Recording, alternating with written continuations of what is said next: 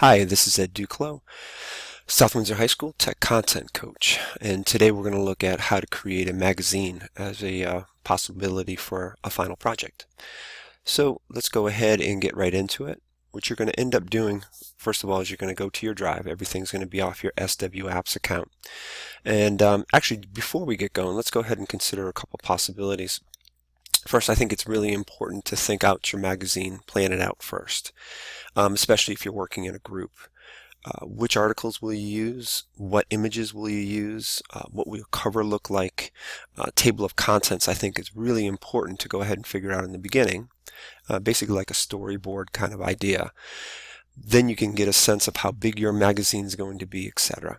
So let's take some time before you do that, and this video is going to assume that you've already done that. Actually, in this video, what I'm going to do is I'm just going to show you how to use Google Slides just to put up one of the articles. Okay, so let's get going with that. Go to your Google Drive and come to New, and then come down to Google Slides. I'm going to suggest at the beginning that you just go ahead and you open up and use a blank slide, like the one that's on the screen right now. As you probably already know, there are a number of themes that will pop up right off the bat, and you can actually use templates and things along those lines, but I'm going to suggest just the blank because then you're able to manipulate it any way that you want. So at this point, I'm just going to X out of those themes. If you want to try a theme, go ahead and give it a shot, but this is going to be doing a blank. All right, default is always untitled, so let's go ahead and title it.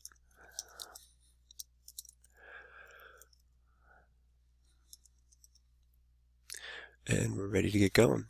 At this point right now, it does not look like a magazine because it's got the horizontal view, a landscape view. So let's go ahead and go to File and Page Setup. And let's go ahead and change from that widescreen to a custom. Magazines typically, even though there's some variation, the default ends up being 8.38. And that's going to be by 10.78.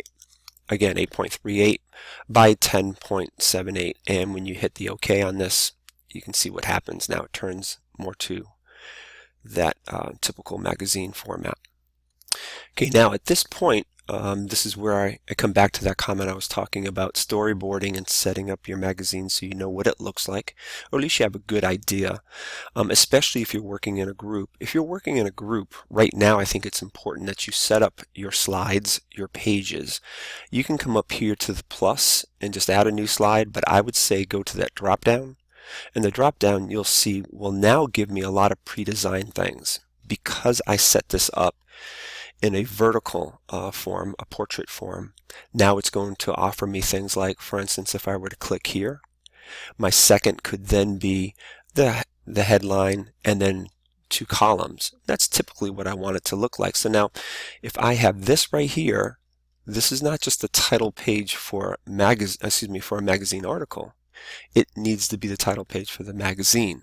Again, a lot of planning and everything along those lines. But as I said earlier, I'm going to show you how to go ahead and set it up just simply for an article right at this point. Personally, I don't like using the pre-designed boxes that they have for me, so I'm going to get rid of those. And the other thing that I don't like doing is I don't like typing in the slides that much. So I've already created this article on a doc, which makes it a lot easier for me. But let's go ahead and do a couple things that you might want to consider. For instance, opening a new tab. I'm going to do this on Forrest Gump. I've actually come across a screencast that showed how to do this. So I'm going to be using her idea, and I'm going to be using an article that I found as well. So Forrest Gump. And as we all know right now, these are probably copyrighted, so I need to go up to Tools, and I need to go to Usage Rights, and I need to go Labeled for Reuse. I'm going to be looking for this right here, so I click on it once. I come down, I view the image, and then when it pops up, I'm going to go ahead and I'm going to right click it, and I'm going to copy the image. I'm going to come back to mine, and I'm going to go ahead and I'm going to paste it in. And then I want to go ahead and I want to resize this and start thinking exactly how I want to put all this together. And I've already started to think about that. So at this point, I'm going to go ahead and get a text box. That's that little one right there. And I'm going to put the text box in. Now before we go too much farther, let me show you a couple things that happen. Well, actually, let me just paste this in here first. So that's what I want to use. I'm going to use the headline of the actual article. Again, I did not create this article, but I'm going to be using it in the magazine. And I'm going to take the title right here. I just copy and I'm going to paste that into my text box. And you're going to see it's a little bit small in size, so I'm going to come back up here. Now, I've decided that I'm going to use Georgia for the font, and then I'm going to use just a little bit bigger, so we'll probably go 30. How's that look? Let's go 36. All right, so that's not too bad. Now, what I do want to do at this point is I have this right here. Okay, so that's the image that I took, and then I'm going to come here. I'm going to actually shorten this up a little bit, and I'm going to put an outline to it. The line color, I'm going to go with a theme. I'm going to go with a dark red, and I'm going to keep that throughout. Now, I'm going to probably make that a little bit bigger, thicker. So let's go 3, and let's see what we have. All right, so you can see now I have this red theme along with the very typical blue that's through Forrest Gump in the movie.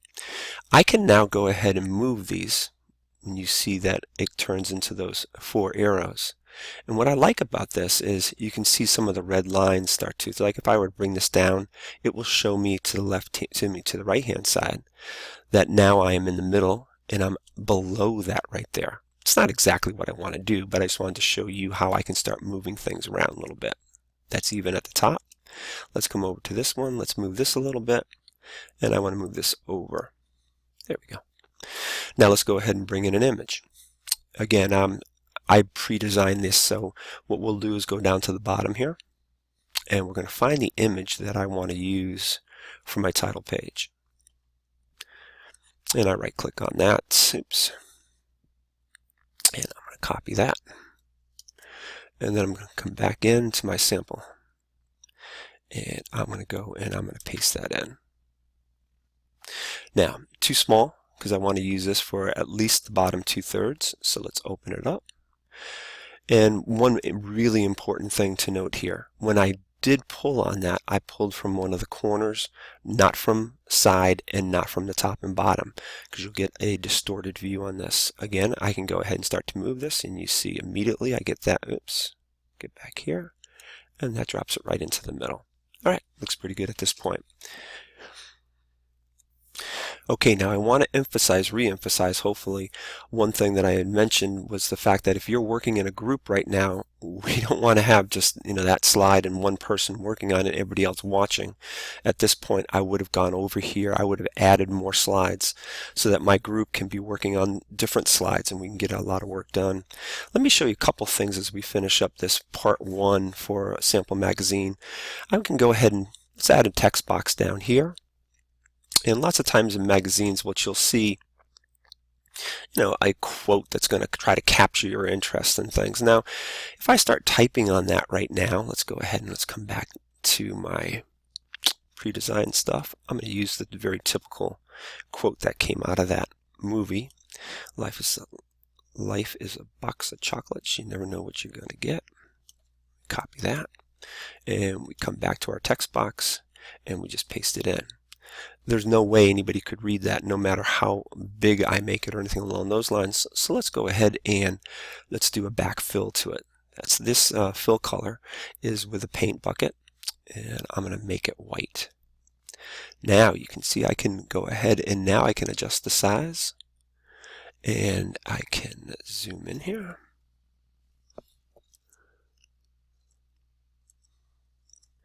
And I'm going to make this bigger print. Get inside, and I can get going with that. We're going to make this 30, see what happens there. It's a little too big. So let's go 24. That's a little better. And now we can open it up. And that looks pretty good.